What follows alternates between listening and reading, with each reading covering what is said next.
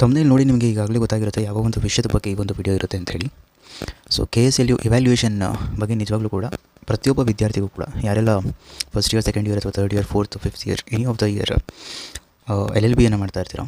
So ಅವರಿಗೆ KSLU valuation ಬಗ್ಗೆ ಸ್ವಲ್ಪ ಬೇಜಾರಾಗಿದೆ ಅಂತಲೇ ಹೇಳ್ಬೋದು. ಬಿಕಾಸ್ ಓಕೆ, ಈ ವಿಡಿಯೋ ಸ್ಟಾರ್ಟ್ ಮಾಡೋದಕ್ಕೂ ಮೊದಲು KSLU ಇವ್ಯಾಲ್ಯೂಯೇಷನ್ ಯಾವ ಥರ ನಡೆಯುತ್ತೆ ಅಂತ ಅನ್ನೋದನ್ನು ಫಸ್ಟ್ ಅರ್ಥ ಮಾಡ್ಕೊಳ್ಳೋಣ. ಮುಂಚೆ ನಾವೆಲ್ಲ ಏನು ಸ್ಕೂಲ್ ಡೇಸಲ್ಲಿ ವ್ಯಾಲ್ಯೂಯೇಷನನ್ನು ನೋಡ್ತಾ ಇದ್ವಿ. ದಟ್ ಈಸ್ ಪೇಪರನ್ನು ಒಬ್ಬ ಲೆಕ್ಚರರ್ ಪೇಪರ್ನ ತನ್ನ ಮುಂದೆ ಇಟ್ಕೊಂಡು ಕೈಯಲ್ಲಿ ಲಿಟರಲಿ ಪೆನ್ನನ್ನು ಇಟ್ಕೊಂಡು ಪೇಪರ್ಗಳನ್ನ ತಿರುಗಿಸಿ ವ್ಯಾಲ್ಯೂಯೇಷನ್ ಮಾಡೋ ರೀತಿಯ ಪ್ರೊಸೀಜರ್ ಇವತ್ತಿನ ದಿನ ಇಲ್ಲ. ಸೊ ಅದು ಒಂದು ಥಿಂಗ್ ಎಲ್ರಿಗೂ ಕೂಡ ಪ್ರಾಬಬ್ಲಿ ಗೊತ್ತಿದೆ ಅಂತ ಅಂದ್ಕೊಳ್ತೀನಿ. ಬೇಸಿಕಲಿ ಇವಾಗ KSLU ಅಡಾಪ್ಟ್ ಮಾಡ್ಕೊಂಡಿರೋದು ಡಿಜಿಟಲ್ ಇವ್ಯಾಲ್ಯೂಯೇಷನ್.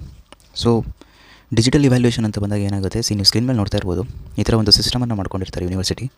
ಪ್ರತಿಯೊಬ್ಬ ಲೆಕ್ಚರರ್ಸ್ಗೂ ಕೂಡ ತಮ್ಮದೇ ಆದಂಥ ಇಂಡಿವಿಜುವಲ್ ಲಾಗಿನ್ ID ಪಾಸ್ವರ್ಡನ್ನು ಕೊಟ್ಟಿರ್ತಾರೆ. ಪ್ರತಿಯೊಬ್ಬ ಲೆಕ್ಚರರಿಗೂ ಕೂಡ ಇಂತಿಷ್ಟು ಪೇಪರ್ಸ್ ಅಂತ ಹೇಳ್ಬಿಟ್ಟು ಅವ್ರಿಗೆ ಅಸೈನ್ ಆಗಿರುತ್ತೆ. ಸೊ ಅಷ್ಟು ಪೇಪರ್ಸ್ನ ಅವರು ಡಿಜಿಟಲಿ, ಅಂದರೆ ಜಸ್ಟ್ ಏನು ನಮ್ಮ ಪೇಪರ್ಸ್ಗಳನ್ನು ಕಾಲೇಜಸ್ ಸ್ಕ್ಯಾನ್ ಮಾಡಿ ಅಪ್ಡೇಟ್ ಮಾಡಿರ್ತಾರೆ ಸಿಸ್ಟಮಲ್ಲಿ. ಸೊ ಎಲ್ಲವೂ ಕೂಡ ಕ್ಲೌಡ್ ಸ್ಟೋರೇಜಲ್ಲಿರುತ್ತೆ. ಸೊ ಜಸ್ಟ್ ಆ ಪೇಪರ್ಸ್ನ ಅವರು ಸಿಸ್ಟಮಲ್ಲಿ ಸ್ಕ್ರೀನ್ ಮೂಲಕ ಆ ಒಂದು ಪೇಪರ್ಸ್ನ ನೋಡಿ ಅವರು ಅಲ್ಲೇ ಸಿಸ್ಟಮಲ್ಲಿ ಮಾರ್ಕ್ಸ್ನ ಎಂಟ್ರಿ ಮಾಡಿ ಸಬ್ಮಿಟ್ ಮಾಡಬೇಕಾಗಿರುತ್ತೆ. So this is how the process is happening.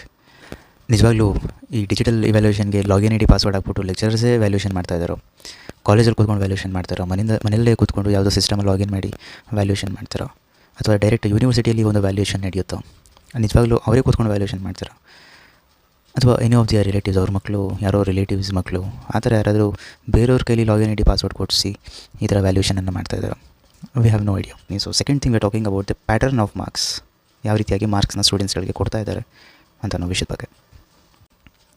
ಇನ್ನು ಪ್ಯಾಟರ್ನ್ ಆಫ್ ಮಾರ್ಕ್ಸ್, ಒಂದು ಸಲ ನೀವು ಯಾವ ಕಾಲೇಜಿಂದ ವೀಡಿಯೋವನ್ನು ನೋಡ್ತಾ ಇದ್ದೀರಾ, ನಿಮ್ಮ ಕಾಲೇಜಿನ, ನಿಮ್ಮದೇ ಕ್ಲಾಸ್ ರೂಮಿನ, ನಿಮ್ಮ ಫ್ರೆಂಡ್ಸ್ ಮಾರ್ಕ್ಸ್ ಅಥವಾ ಓವರಾಲ್ ನಿಮ್ಮ ಕ್ಲಾಸಿನ ಸ್ಟೂಡೆಂಟ್ಸ್ದು ಓವರಾಲ್ ಮಾರ್ಕ್ಸ್ನ ಒಂದು ಸಲ ನೀವು ಅಬ್ಸರ್ವ್ ಮಾಡಿ.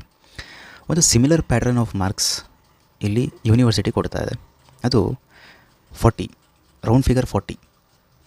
ತುಂಬ ಜನಕ್ಕೆ ಈ ಮಾರ್ಕ್ಸ್ನ ನಿಮ್ಮ ಸಬ್ಜೆಕ್ಟ್ಸ್ನಲ್ಲಿ ನೋಡಿರ್ತೀರ 40 ಮಾರ್ಕ್ಸ್ ಬಂದು ಪಾಸ್ ಆಗಿರುವಂಥದ್ದು. ಸೊ ಅದನ್ನು ನೀವು ಜಸ್ಟ್ ಪಾಸ್ ಅಂತ ಹೇಳಿ ಕನ್ಸಿಡರ್ ಮಾಡ್ಬೋದು. ಇನ್ನು ಇವತ್ತಿನ ಸಿಚುವೇಷನಲ್ಲಿ ಹೆಂಗಾಗಿದೆ ಅಂತ ಹೇಳಿದ್ರೆ, ಪ್ರಾಬ್ಲಿ ಯಾರಾದ್ರೂ 60 ಅಬೋವ್ ಏನಾದರೂ ಮಾರ್ಕ್ಸ್ ಬಂದಿದೆ ಅಂತಂದರೆ ಯಾವ್ದಾದ್ರು ಸಬ್ಜೆಕ್ಟಲ್ಲಿ, ಐ ಥಿಂಕ್ ಅವರು ಒಂಥರ ಡಿಸ್ಟಿಂಕ್ಷನ್ ತೆಗೆದಂಗೆ. KSLU 95 ತೆಗಿಯೋ ರೇಂಜಿಗೆ ಆಗ್ಬಿಡುತ್ತೆ ಇವಾಗ 60 ತೆಗಿಯೋದು. ಇನ್ನು 40, 45, 50 ಒಳಗಡೆ ನಿಮಗೆ ಮೆಜಾರಿಟಿ ಆಫ್ ದ ಮಾರ್ಕ್ಸ್ನ ನೋಡ್ತೀರಾ. ತುಂಬ ಜನ ಸ್ಟೂಡೆಂಟ್ಸ್ ಮಾರ್ಕ್ಸ್ನ ತೆಗೆದು ಅಬ್ಸರ್ವ್ ಮಾಡಿ. 46, 40, 46, 40 ಅಥವಾ 26, 23, 24. ಸೊ ಈ ಥರದ ಪ್ಯಾಟರ್ನಲ್ಲಿ ಮಾರ್ಕ್ಸ್ ಬರ್ತಾ ಇರೋದನ್ನು ನಾವೆಲ್ಲರೂ ಕೂಡ ನೋಡಿರ್ತೇವೆ. ಡೋಂಟ್ ನೋ ಅದು ಹೇಗೆ ಕರೆಕ್ಟ್ ಎಕ್ಸಾಕ್ಟಾಗಿ 40ನೇ ಬರೋದಕ್ಕೆ ಸಾಧ್ಯ ಮೆಜಾರಿಟಿ ಆಫ್ ದ ಸ್ಟೂಡೆಂಟ್ಸ್. ನೀವು ಅಟ್ಲೀಸ್ಟ್ ಒಂದು ಪೇಪರಲ್ಲಾದ್ರೂ ಕೂಡ 40 ಮಾರ್ಕ್ಸ್ ಅಂತ ಇದ್ದೇ ಇರುತ್ತೆ ಎನಿ ಆಫ್ ದ ಸ್ಟೂಡೆಂಟ್. ರಿಸಲ್ಟ್ನ ನೀವು ತೆಗೆದು ನೋಡಿದ್ರೆ ಹೆಂಗೆ ಸಾಧ್ಯ ಎಕ್ಸಾಕ್ಟಾಗಿ 40 ಮಾರ್ಕ್ಸಿಗೆ ಬರೆಯೋದಕ್ಕೆ ಸಾಧ್ಯನಾ ಪ್ರತಿಯೊಬ್ಬರು ಕೂಡ? I don't no. ಸೊ ಇಲ್ಲಿ ಅರ್ಥ ಮಾಡ್ಕೊಳ್ಬೇಕಾಗಿರೋದು ಏನು ಅಂತ ಹೇಳಿದ್ರೆ, ಈ ಪ್ಯಾಟರ್ನ್ ಆಫ್ ಮಾರ್ಕ್ಸ್ನ ನೋಡಿದಾಗ ಎಕ್ಸಾಕ್ಟಾಗಿ ಒಬ್ಬ ಸ್ಟೂಡೆಂಟ್ ಏನು ಬರೆದಿದ್ದಾನೆ ಆನ್ಸರ್, ಆ ಆನ್ಸರ್ನ ಕ್ವಾಲಿಟಿಯನ್ನು ನೋಡ್ದಲೇ ಜಸ್ಟ್ ಒಂದು ಏನೋ ಒಂದು ಮೆಥಡಾಲಜಿನ ಹಾಕೊಂಡು ಬೇಕಾಬಿಟ್ಟು ಮಾರ್ಕ್ಸ್ಗಳನ್ನು ಹಾಕ್ತಾ ಇದ್ದಾರೆ ಅಂತ ಅನ್ಸುತ್ತೆ. ಒಂದು ಅವ್ರದ್ದೇ ಆದಂಥ ಒಂದು ಮೆಥಡ್ ಮಾಡಿಕೊಂಡ್ಬಿಟ್ಟಿದ್ದಾರೆ. ಈ ಥರ ಬರೆದ್ರೆ 40, ಈ ಥರ ಬರೆದ್ರೆ 40ಇಂದ 50, ಹಂಗೆ ಬರೆದಿಲ್ಲ ಅಂತ ಹೇಳಿದ್ರೆ 26. ಸೊ ಈ ಥರದ್ದೇನೋ ಹಾಕ್ಕೊಂಡಿದ್ದಾರೆ ಅಂತ ಅನಿಸ್ತಾ ಇದೆ ಮೋಸ್ಟ್ಲಿ. ಬಿಕಾಸ್ ಆ ಮಾರ್ಕ್ಸ್ನ ನೋಡ್ತಾ ಇದ್ದರೆ ಪ್ರಾಬಬ್ಲಿ ಎಲ್ಲರೂ ಕೂಡ ಆ ರೀತಿ ಡೌಟ್ ಬರೋದು ಸಹಜ.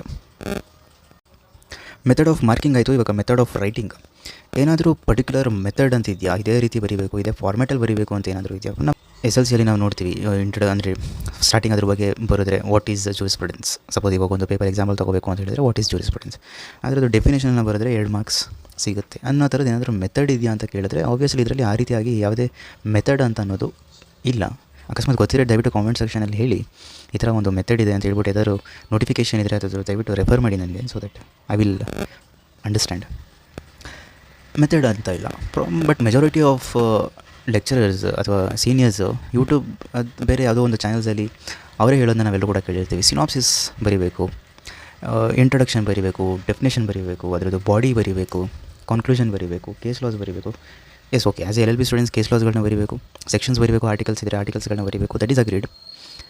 ಬಟ್ ಆ ರೀತಿಯಾಗಿ ಸಿನಾಪ್ಸಿಸ್ ಬರೆದು, ಇಂಟ್ರೊಡಕ್ಷನ್ ಬರೆದು, ಪಾಯಿಂಟ್ಸ್ ವೈಸ್ ಬರೆದ್ರೆ ಮಾತ್ರ ಮಾರ್ಕ್ಸ್ ಕೊಡ್ತೀವಿ ಅಂತ ಅನ್ನೋದೇನಾದರೂ ಆ್ಯಕ್ಚುಲ್ ರೂಲ್ ಇದೆಯಾ? I don't no.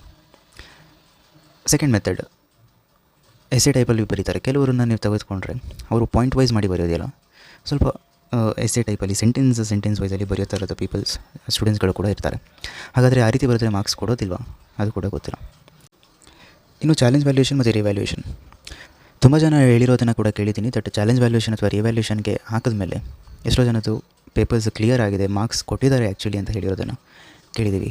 And even I don't no ಯಾಕೆ ಅದು ಚಾಲೆಂಜ್ ವ್ಯಾಲ್ಯೂಯೇಷನ್ ಅಥವಾ ರಿವ್ಯಾಲ್ಯೂಯೇಷನ್ಗೆ ಹೋದ್ಮೇಲೆ ಮಾರ್ಕ್ಸ್ ಇನ್ನೂ ಜಾಸ್ತಿ ಇನ್ಕ್ರೀಸ್ ಆಗುತ್ತೆ, ಯಾಕೆ ಅದು ಮೊದಲೇ ಆಗೋದಿಲ್ಲ ಅಂತ ಕ್ವಶನ್ ಕೂಡ ಬರುತ್ತೆ. ಪ್ರಾಬಬ್ಲಿ ಚಾಲೆಂಜ್ ವ್ಯಾಲ್ಯೂಯೇಷನ್ ಮಾಡಬೇಕಾದ್ರೆ ಅದಕ್ಕೆ ತುಂಬ ಸೀನಿಯರ್ ಮೋಸ್ಟ್ ಲೆಕ್ಚರರ್ಸ್ಗಳು ಅದನ್ನು ವ್ಯಾಲ್ಯೂಯೇಟ್ ಮಾಡ್ತಾರೆ ಅಂತ ಹೇಳ್ತಾರೆ.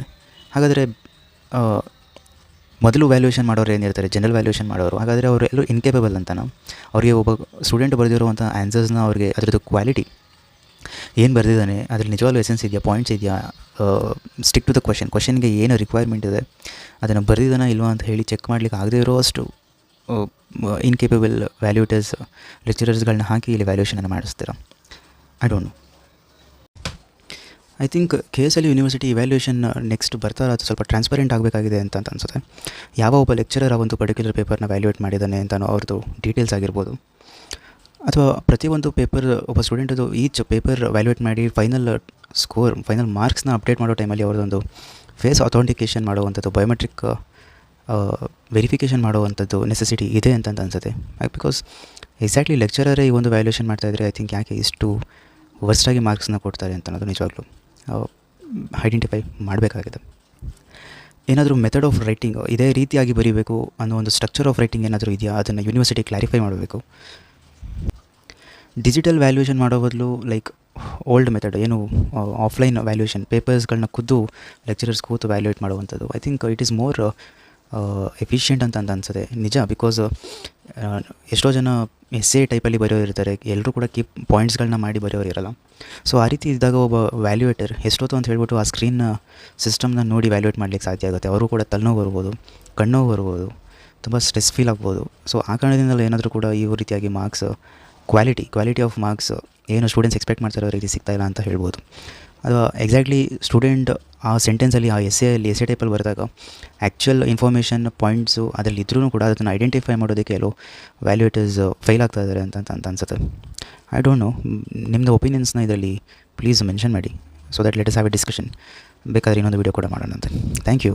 ನಿಮ್ಮ ಫ್ರೆಂಡ್ಸ್ಗೂ ಕೂಡ ಈ ವಿಡಿಯೋನ ಶೇರ್ ಮಾಡಿ, ಸಬ್ಸ್ಕ್ರೈಬ್ ಮಾಡ್ಕೊಳ್ಳಿ ಚಾನಲ್ಗೆ. I am just trying to do more videos. ಮತ್ತೆ ಸಿಗೋಣ ಅಂತ. Thank you.